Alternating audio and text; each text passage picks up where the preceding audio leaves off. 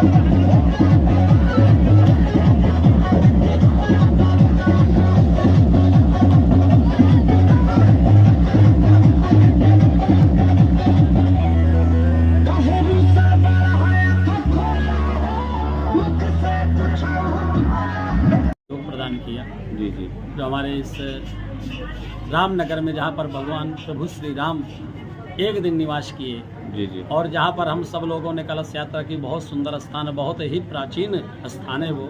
जी। और हमारे अजय भैया जो अपने माता जी को, पिताजी को जो सुंदर श्रीमद् भागवत महापुराण की जो कथा श्रवण करा रहे हैं।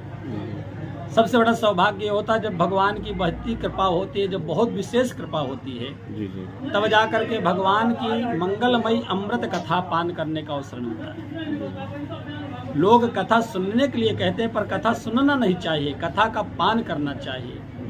क्योंकि पिबत भागवतम रसमालयम, भगवान की कथा का पान करो, पियो। क्योंकि पी हुई वस्तु जो हम पी लेंगे वो निकलने वाली नहीं, वो अंतःकरण में प्रवेश कर जाती है।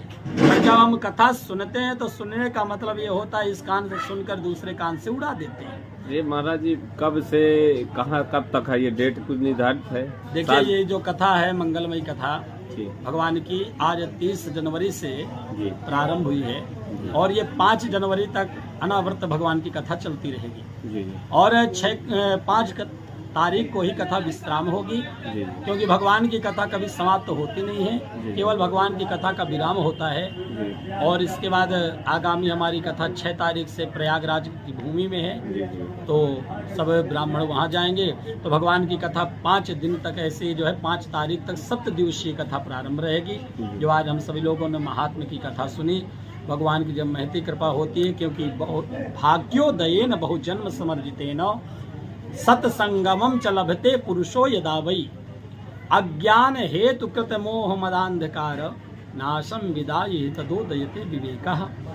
जब भगवान की महती कृपा होती है तो जन्म जन्मांतर कल्प कल्पांतर युग युगांतरों के जब पुण्य उदय होते हैं, तब जाकर के भगवान की मंगलमयी कथा पान करने का अवसर प्राप्त होता है। बोले इससे होता क्या है? बोले अज्ञान जो हमारे अंदर अज्ञान रूपी अंधकार भरा हुआ है, इस कथा को पान करने से, श्रवण करने से अंधकार हमारे जीवन का दूर होता है। और हमारे जीवन में जब अंधकार दूर होता है तब विवेक का उदय होता है। अच्छा, स्थान बता दीजिए गुरु जी, कहाँ पर हो रहा है? लोग जी, ये जो है चित्रकूट धाम पर पवित्र स्थान है, जिसको कहते हैं रामनगर। इस रामनगर क्षेत्र में वास्तव में जहाँ पर प्रभु श्री राम ने एक दिन निवास किया, इसलिए इसका नाम रामनगर पड़ा। और इस नगर में बहुत ही सुंदर चित्रकूट धाम में जो जाना जाता है और जहाँ पर सारी व्यवस्थाएं हैं, ये प्रभु श्री राम की कृपा है। और इस महाकुंभ के पर्व पर जहाँ पर सभी श्रद्धालु तीर्थयात्री यहाँ से निकल रहे हैं और सभी आकर के दर्शन भी कर रहे हैं। इस प्रकार से अच्छा, कौन सा कार्यक्रम आज दिखा है? आज श्रीमद् भागवत महापुराण के महात्म्य की कथा श्रवण कराई। कलश यात्रा भी निकाली गई। कलश यात्रा निकाली गई और श्रीमद् भागवत महापुराण की महात्म्य का कथा का शुभारंभ आज हुआ। आज